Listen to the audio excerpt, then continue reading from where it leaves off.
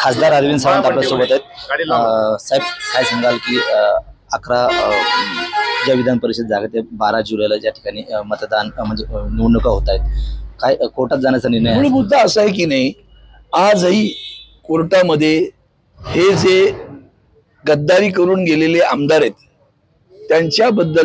त्यांच्याबद्दलचा खटला प्रलंबित आहे। त्या खटल्याचा निकाल अजूनही लागलेला नाही। माननीय सर्वोच्च न्यायालयाने निर्णय दिल्यानंतर तुम्ही निवडणुका घ्या असं, त्या निवडणुकांमध्ये हे जे आमदार आहेत त्यांची आमदारकी रद्द झाली तर मग निवडून येणाऱ्यांचा काय? म्हणजे आमदार नाहीत त्यांनी निवडून दिलं। म्हणून मूळ मुद्दा तांत्रिक आहे की ज्यांची आमदारकी आजही स्टेकला आहे की त्याच्यावर टांगती तलवार आहे ते उद्या आमदार असतीलच असं नाही। आणि म्हणून सर्वोच्च न्यायालयाच्या निकालापर्यंत आपण थांबावं।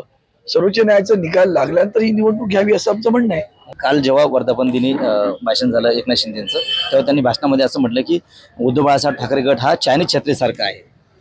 ते स्वतः असतील कदाचित, त्यांचा अनुभव तोच असेल, त्यांना कळेल ना। सत्य आहे ना, हे सूर्यासारखं असतं बरं का। क्षणभर आलेल्या विजेच्या लखलखाटाने ती वीज म्हणजेच प्रकाश नव्हे, प्रकाश सूर्य आहे, लक्षात ठेवा। तो सतत तेजाळत असतो। त्यांनी असंही म्हटलं की धनुष्यबाण पेलण्याची ताकद जी आहे ती फक्त आमच्या शिवसेनेमध्ये आहे। अहो, ती तुमच्या शिवसेनेत नव्हती। तुम्ही स्वतः भाषणात म्हणाला आता की तुम्हाला माननीय पंतप्रधानांनी आणि गृहमंत्र्यांनी तुम्हाला ते नाव आणि चिन्ह दिलं, हे त्यांनी स्वतः जाहीर सभेत कबूल केलं। लक्षात आलं का? म्हणजे ते न्यायाने नाही आलं, कायदेशीर बाबीने नाही आलं, इलेक्शन कमिशनर कडनं नाही आलं, ते आलं कुठून आलं ते कळलं का? तेच तर खरं आव्हान आहे।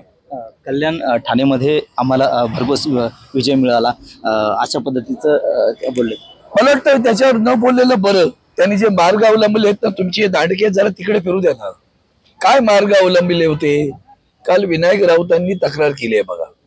काय मार्ग अवलंबले? एकेकाला खाजगीत विचारा ना, या तुमच्या श्रीमंताला जरा विचारा ना, तू पडलाय त्याला विचारा तुला कोणी पैसे दिले, म्हणजे कळेल तुम्हाला। नक्कीच। तर हे होते खासदार अरविंद सावंत। कॅमेरामॅन निलेश देशमुखसह गणेश सोळंकी, टीव्ही 9 मराठी, बुलढाणा।